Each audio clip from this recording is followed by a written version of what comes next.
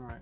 So can you tell us a little bit about yourself and about this place, this magnificent place that you've been putting your heart and soul into for so long? How long have you been building this place? Yeah, totally it was 13 years, but the last 2 years it's been standing still because my family separated. But we've come back through the cooperative to finish the job. It's half for the cooperative, half for my family's securities for the future. And now I've just become a grandfather as well, which was unexpected. And, Yeah, but congratulations. thank you very much.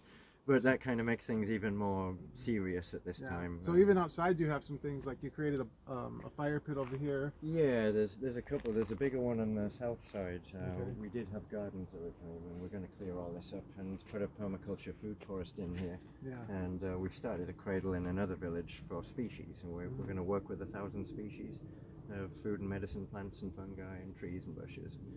So and you've already said this, but I'd like you to say it on video so people know about you. You're willing to help us, like not just the Lakota Nation, but the natives that are in America, to duplicate this kind of system there as well, right? Absolutely. I've been in contact with different tribes and First Nations for over 26 years now since leaving the army, and I've done on-land support for DNA at Big Mountain and with the Hopi and DNA. And so yeah, we've been talking about it freely all this time, just like offering what we think is a good solution. And what we find is these buildings are a good tool and a weapon against colonialism and the existing system, because family by family you break free of dependency and you don't feed it. So is there a risk of this flooding? Because I noticed that all the paths come into a downward slope into this area right here. No, I dug down a dry well here which is filled with gravel. Okay. Every time we dig, we use every single thing we find, even the smallest stones, and separate, which is why it's taken 13 years. Yeah, yeah. But then when I had enough, a full job, I'd put them in straight away. So this has got a double dry well under it before it reaches the inside of the building. Oh, okay. And then all the floors are up a bit on tires as well, pounded tires. Yeah. And wooden runners, and then the wooden floors with a vapor barrier. Yeah, and then you rebuilt the natural plants that were in the area as well. Is that what happened? Yeah, the first year I didn't touch the land. I was studying what species were already here, and I made a note that they would not be displaced. They'd be the starting point, and we were going to increase as much diversity as possible. So I got up to working with 300 species which could be edible or usable by humans, plus have ecosystem functions to repair a complete system. And then we got educated and certificated in advanced permaculture, so we can be teachers, me and Sarah. Good. So we're going to train other teachers now and get them out there. And during that time, my teachers, they saw that they didn't have anyone covering Earthship, because Michael Reynolds, the inventor, is so busy also with disaster areas trying to help people. So we work independently through our own organization, which is its own rocky history of startup in Sweden. Can we look inside and see what? Can you introduce yourself and tell people who you are actually? So my name's Kevin Schot, originally from Clandonald, born in Scotland in the Western Isles, but then the family moved to north of England and I grew up there. But when I was 13, I had reoccurring visions of these type of houses and rounded kind of gardens and forests around them and things, and it stuck with me all my life. So I followed the things in that dream, and I actually met the people, believe it or not. But this is what's led me on all the time, through the military and out the other end and up in the trees as an environmental campaigner, direct action in England, and then finally to Sweden when I heard I had a son on the way from that whole episode. So I took responsibility then as an adult and thought, right, we're going to have to use the best of everything we know to break free of that system that's so brutal, so violent against all life, and really, really study hard what the plants are doing. And so here we are. And can you show us inside and show us what? Yeah, it's a bit rough on the exterior because this was 0 krona. This was free stuff we used just to block off the winter. Yeah. So why add the stones to the mortar? Is this clay? No, it's a bit of local cement from the local mountain, but they've been mining there for like 1,000 years, and it's only like a mosquito bite in one spot on this really long mountain plateau. So I've been weighing up the pros and cons but it's all really shallow because you've got a lot of recycling material. There's filler, tires, cans, bottles, all built in that you don't see. Yeah. And 3/4 of the concrete is sand dug out from our own site.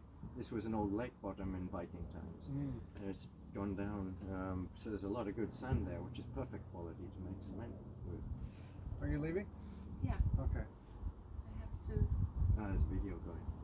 Come on through though. Come on through. Say hello as you go. Sorry. No, give me a hug. Thank you. I'll see you later. Okay. See you. See you See you later. I'll see you later. Yeah, sit. Yeah. You wanna follow us inside? Okay. And if you could explain things as we go through. Yeah, this is just like a pre-airlock to buffer up the loss of temperature when people actually in here sleeping in here. So it slows down the loss of the warming, it slows down any cool air coming in. Did you add the glass bottles for light, for natural light? Yeah, but they got a bit sabotaged a few years back. Somebody smashed the bottles a little bit, so I'm going to rebuild all of this really nice as a final thing for my family. So yeah, we've got a couple of crows. Yeah, there's art involved in this as well. A couple of ravens up there. It's like family symbols, kind of McDonald's, and Sandra was a Valkyria bloodline. And most of this is made out of recycled material. Like Yeah, this. it's temporary solutions just to fill holes while we were working on the inside. We did a lot of stone work and it took time, slowed us right down. So we just wanted to block holes so the winds weren't coming through. And Yeah. so it's stuck like that for now, but we're going to make some really nice doors. That's just to stop the dog getting out at the moment. Someone's here with a dog. And so,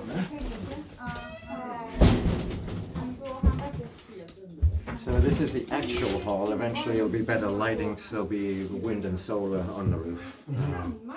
But there'll be a little office corner and library here. This is the side of the building for the cooperative to be able to use year-round at any time, or anyone with problem circumstances in their own lives where they need to get away and retreat. so behind this wall right here, though, this is very thick, right? Yeah, that's tires. That's car tires, Okay. pounded with about 1.5 wheelbarrows of sand. Okay, and then so this is the finished outside of it. Yeah, I collected the nice looking small lake stones, Yeah. and eventually we had enough just to decorate lightly on the outside and hide the recycling materials. And it also locks them in and makes them fireproof as well. And so the tires and the beams are the support that makes this sturdy enough to hold the natural earth that's on top of this building now. Yeah, we're slowly building rooftop gardens as well. It hasn't really started except been finishing off the stonework around chimneys and the windows in the roof. I see you have skylights as well. Yeah, that's where I've just done a little stone work around the outside there to stop it leaking. What about back this way? What is that? That's dark for a reason, because it's a water catchment room. It's not connected yet to the rain catch, but when it does, we've got 350 square meters of rain catch space. That's a lot of water.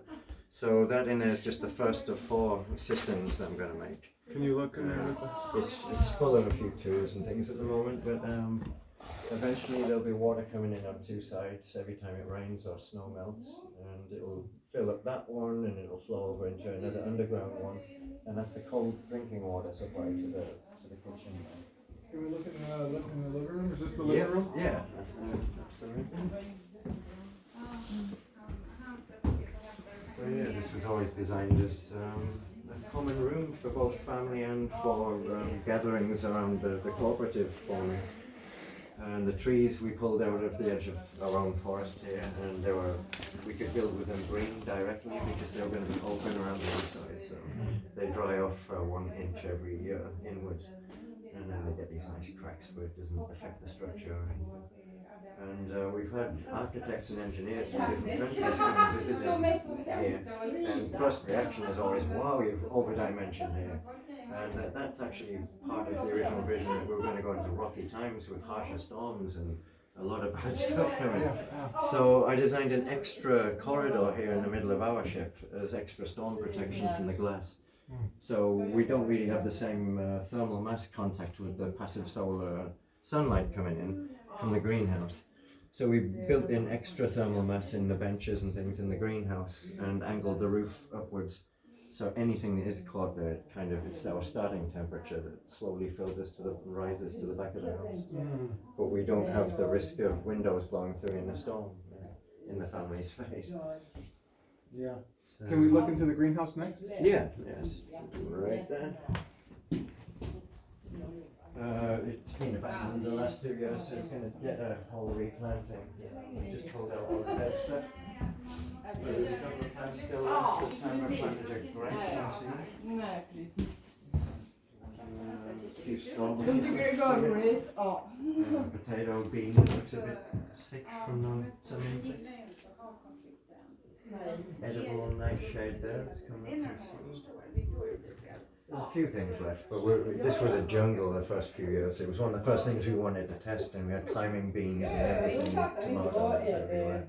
And it was pretty much year round we could grow in here without any electricity or even using the fireplace that's there. So that's just stood still, that fireplace down there. We haven't needed to use it. Oh, right there. Yeah. See the fireplace? That was one of the first things we did. I was just testing all this, finding my technique for working with the stones and cement. But it's really shallow cement. It's not what it looks like. There's a lot of tires pounded in here for extra thermal mass, and these are aluminium cans that we've collected from the ditches around the roads we've cleaned up. So, I have a big brother who has a geothermal greenhouse that he made out of tires, but the tires are exposed. And someone was telling me that they were thinking that they heated up rubber would emit chemical. Right, I've seen the science on this. Is that true? Yeah, there's a cancer doctor who did a full study on tires being used in earthships and how carcinogenic they were and under what conditions they released different things. So he did a really good study, and his final report was the only safe way of recycling tires on the planet is in earthships entombed in these walls. Because in sunlight they off-gas, and in running water or running rainwater they give up carbon black molecules, which is soot basically. It's the black stuff they put in the rubber to make it black. Okay. So that's what's cancer causing, carcinogenic, is the carbon black. It's carbon. So it's released in waterways and in sunlight it's breaking down. But the soot particles are conical shaped, and they're so big that they can't even pass through sand. So when you hill up behind an earthship, and when you plaster the inside walls with a couple of layers of plaster, earth plasters you can use as well, adobe, cob, that kind of thing, clay. But we chose cement because it was local, it was accessible. It was right there, and it's just around the corner, literally. So there is a good, besides the recycle factor of using tires, there's also a heat retention. Is that correct? Definitely. That's the main thing that Michael Reynolds, the inventor, stumbled on, is once you've pounded the air out of them with sand, and they bulge and they act as a heat battery. And it's what's called thermal mass. The best thermal mass on the planet is water, but they haven't really found practical ways of building with water. So the next best thing was compact sand for holding temperature the longest and releasing it back into the airspace when it cools down outside. So he started making these bearing structures of every room with sun contact as much as possible. So so there's tires in here. Yeah. So the sun, even though it's heating up these tires inside this concrete barrier, if this was a clay barrier as well. Yeah, that would work just as good. So that heat that's coming out, it still wouldn't radiate the fumes from tire rubber. Absolutely not. It's broken contact. It's entombed permanently. Okay. So every way you look at it, it looks like it would stand for 1,000 years and not degrade by doing it like this. As long as you looked after the roof materials, because as long as nothing rotted through, then you're good for many generations, I think. Can we look into the kitchen area and the other room? That's I've just promised Sandra that that's the next thing I'm going to round up. She's waited 13 years. Yeah. So the water's not connected yet, but the drinking water will come through pipes to a regular sink. So do you have running water now? We're getting it from the cottage. Oh, okay. You have water here. Yeah. All right. So And then what about this electric? How is electric? The wiring's put in for a few rooms here, and then at the entrance we've got it connected to the regular supply by just a roll. But the point is we can cut it off there once we've got solar panels and wind generator up there.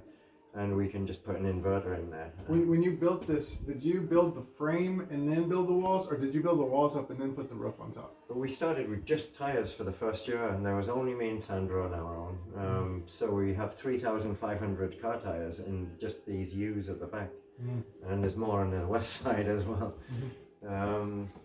So that took all our first year because we just had a couple of kids as well. So time was really stretched thin.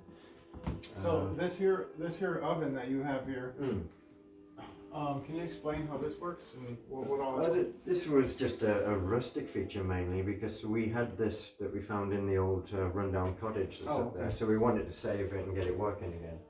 And we had high aspirations for it, but there was a few leaks in it here and there, so it became redundant. We bought that thing instead. Oh, okay. Because there's, it's got storage for 11 litres of water in it. So we can connect this to the hot water system and cook and heat and warm water at the same time. So we're going to take some pipes through the wall and into an accumulator tank. So engineers came and looked at this and they said that this was overkill with these beams, but that's what they thought. But what you are doing here is you're planning for the future for the more intense storms that we already know are happening. They're already starting to happen. Yes, definitely is. There's no doubt about that now. It's getting quite evident every day. It's becoming normalized news, unfortunately. So this is basically the dining room area here as well? Yeah. Oh, and you can still see the tires. Yeah, we're going through different layers of plaster right now. I'm still teaching myself the final finishes, so I'm getting there. So this isn't concrete? Yeah, it's concrete, but again, it's full of stones we were digging up. Oh, okay. It's a mix. Making the half tire, basically. So we filled out as much as possible to reduce the amount of cement we use. And so these are basically, because you're using aluminum cans, these are a barrier, a filler barrier, not like a support wall like this, because all the weight is on these here. Yeah, it's just a partition. But it's also eliminating waste by reusing cans to fill the space. So I realized I'd lived on this land for 20 years, and I noticed by the roadside it was always full of cans. So I'd get out and put my wellies on and go out and got thousands out of the ditches. Yeah. So that got us started with that, and it worked. It's good for holding the plaster on the outside of the cans when you do the final finishes. Yeah. I'm just starting to learn that now, finally. So you've taken a lot of modern amenities and added them to a lot of natural resources and things that people consider waste, and you're actually turning it into a beautiful, very comfortable living. Oh, we got some beautiful tiles there to go, like 3-dimensional tiles. So they're going to go over the cans.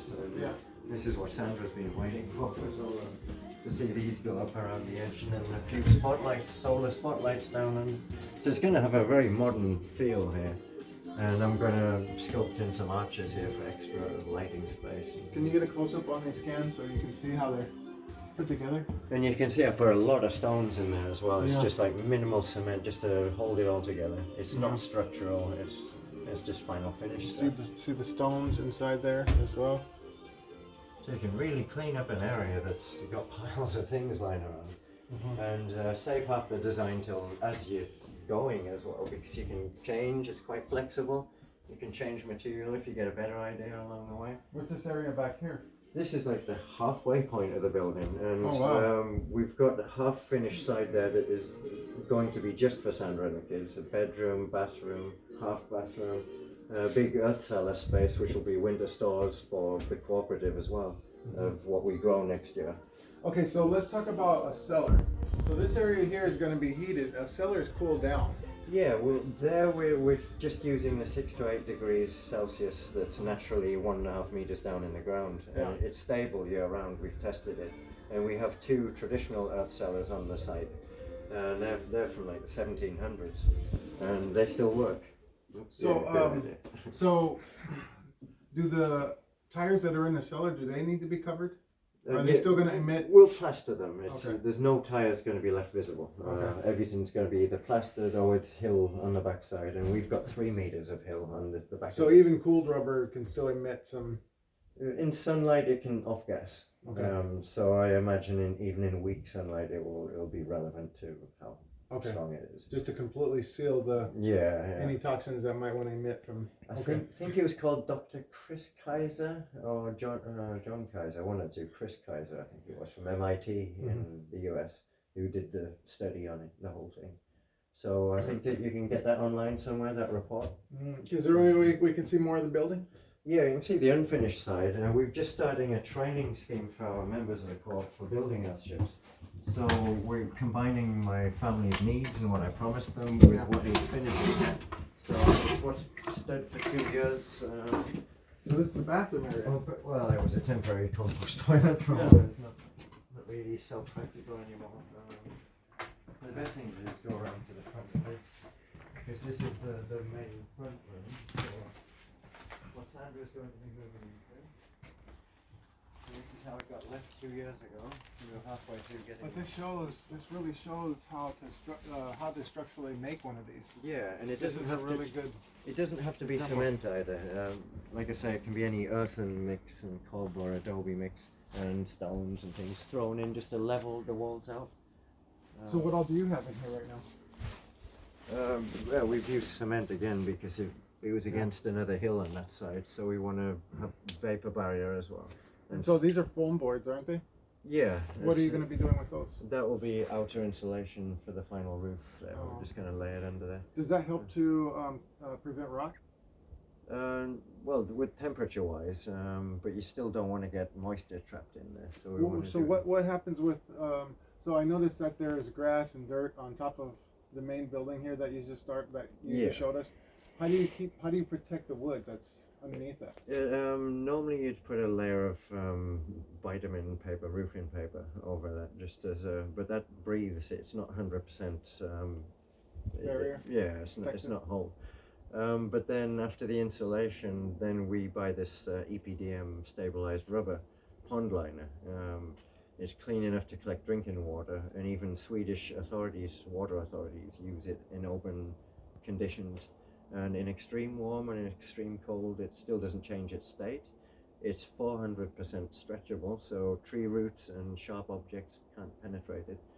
So it all sounded 100% positive as an industrial product, which we try to avoid. But then on our permaculture education with Matt Powers, he brings up that it's being tested for releasing a hormone disruptor of some kind in drinking water. So we're going to start with this anyway, but since it's the girls of my family who are living here afterwards, then so it's immediate solution, but you're not sure if it's going to be the long-term go-to material. Yeah, a lot of people using tin roofs for the cleanest possible solution. So you can put a tin roof and then put the dirt and then put the plants back? Is that what you're saying? Yeah, you can do that too. You can even go really old school. There's 200-year-old buildings in Estland still that use birch bark in alternate layers. They form like 7 layers or something, and then they have thick with earth, and there's all kinds of stuff growing on the roof. Okay. So that's held for 200 years with just birch bark. So that's what I was thinking as I get older and life slows down, is I was going to start getting into more natural materials. So I planted 5,000 birches. Good. Yeah, so I was thinking as an old man, but now I live somewhere else. I just come at the weekends now to get this rolling again. Yeah. And start bringing students in as well and make a bigger thing of it. So that thing you were asking about Pine Ridge, about maybe a student exchange and things like that, it's pretty much what we're set up for already with Swedish students. And I've just taken my first 6 now, so they've started an Earthship experiential training with me. And we'll be doing this mini Earthship in the other village, Foglervik, which I've just dug out for. There's about 3 days of digging left, and we can start the tile wall. So there's an opportunity for us to bring basically intern students to come and help work on this. Yeah, why not? I was thinking of keeping 3 builds rolling each year and have them at alternate stages. So it can be an evergreen education. It doesn't matter what month you come. You can always go to the beginning of building an earthship, and then you can hop over to the next building if it's a more advanced thing you need to pick up on. So it'll be so flexible of what people's needs actually are. I think we really have something here. Okay, what else do we got going on here? So I see you can go out this main door Yeah, here. this was like the south side of the building. Again, it was just free materials and a lot of the things that are planted now. It's an old got an idea that we're going to pull down. But there will be another big final greenhouse, a real booster to the passive solar gain. And for Sandra and the kids' sake, there's going to be a little pond up front with a duck house and hen house. Is that what that is right over there? Yeah. Okay. It's going to be like white sand and a little pond area.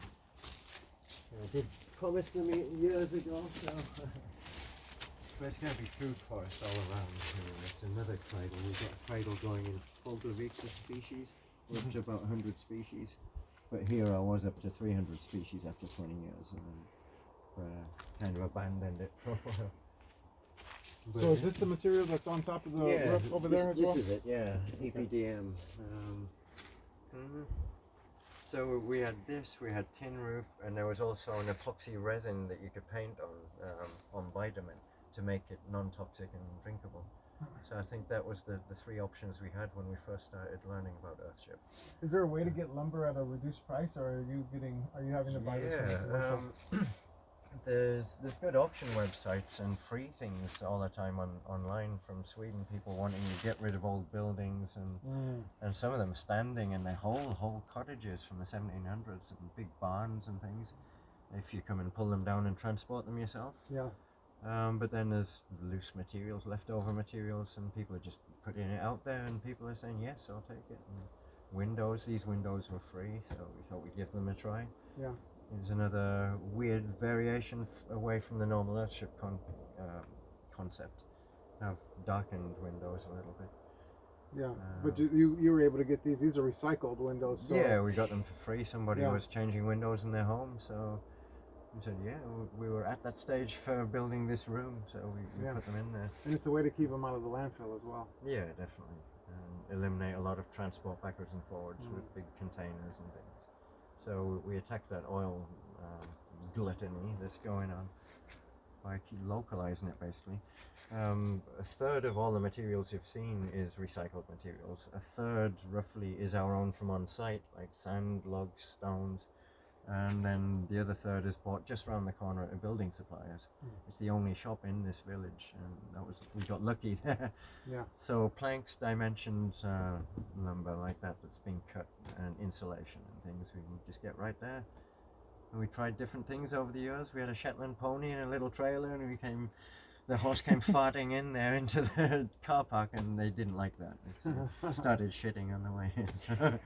So we went over to cycles and holding planks and trying to come back with them. But in the end, we got them to just drop things off. It got too much. We didn't realize the scale of what we were working with, really. Because this came right out of my head. This was my own design. It took like 7 years to play around with. Yeah. And it just popped out one year. This is amazing. It's going to be interesting next year because we aim to have it finished completely. And it's going to look really nice then. But then we've got parallel things going on in Folgervictor village as well, on a smaller scale, tiny homes, and they're going to be off-grid as well. And one of them's a little mini Earthship with a sleeping loft that we're going to do there now. So have you created a design for this? Yeah, this was mine. I've got a 3D drawing of it in there, what we did on the computer afterwards because the authorities forced us to. But until then I was working out my head. Well, I mean, all your hard work, 2 decades of hard work, it's a lot harder for the next man if they can't actually have a blueprint to go. Yeah, go exactly. I reasoned with that Next eventually woman. as well. I thought, yeah, it's time. I'm getting older. Even got a grandkid now, so it's time to pass something over while we can. So this is going to be it, basically. We're going to try and shoot it through the generations, and we're going to try and train up a team at the same time to widen our effort. And we're also going to be putting in food forest wherever we can. We're specializing with 1,000 species. They're going to be our friends. Yeah, this makes me feel a lot of hope and a lot of motivation to get this going on my reservation.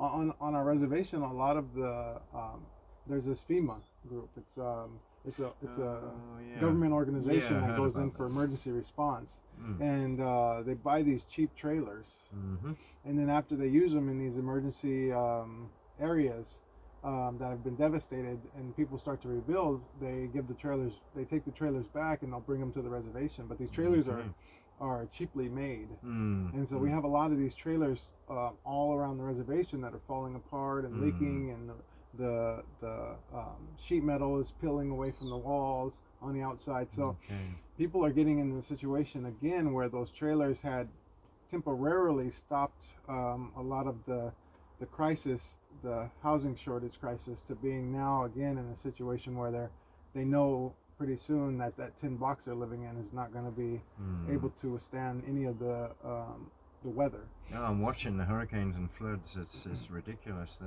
what level it's already got to, I think. But once this That's is worrying. finished, this will last hundreds of years. These are rooted. These are really dug in, and you can dig them in deeper in certain situations if you've got sloped land. And in the northern hemisphere, it's need a decent south-facing slope, and you can build multi-story. You can have steps inside and trees inside of the slope. There's multiple greenhouses. They can be built in any condition now. So it's just to get out there and do it and train up as many people as possible and try and back up Michael Reynolds' Earthship Academy work. And one day we'll have some money to send some of our own students there. Yeah. But in the meantime, I was the first person with Sandra in Sweden to hear of them and start working with them immediately. So that was 20 years ago, in '98 anyway. Yeah, so Michael Reynolds is one of the pioneers of this, and Yeah, he is the actual inventor. He had the original vision and developed the concept since the 60s in New Mexico. He went through various designs he tested, and it eventually settled when he discovered thermal mass and the battery effect in the tires. So he realized they become really solid bearing structures. They could hold massive weights because of the steel belt inside the rubber. They're reinforced, every single one. So there we go. Here's the living proof to us. It's solid. and tires is a major polluter of the environment. I mean, I've seen landfills. some of those piles, they're mountains, and even under the ocean, we've seen photos of there's millions down off Florida's coast. They've just dumped them in the ocean. We could get rid of all of those things. We could really start stabilizing conditions and do our best to clean up and entomb things that are really problematic but can be made safe. Is there any other areas or any other things that you want to show us before we stop the video?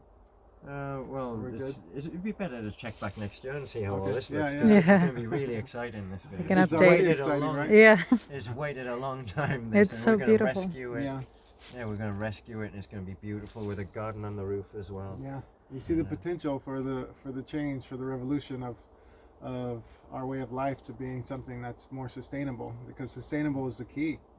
You know, our consumption is built on things that will stop working in a short period of time so that we can buy more, and it produces so much waste. And this is something that can help eliminate waste and also slow down our own footprint on Grandmother Earth. So it's definitely necessary. So thanks, I appreciate you That's making this quite video with me. I'm going alright. to share this video with you as well. Okay.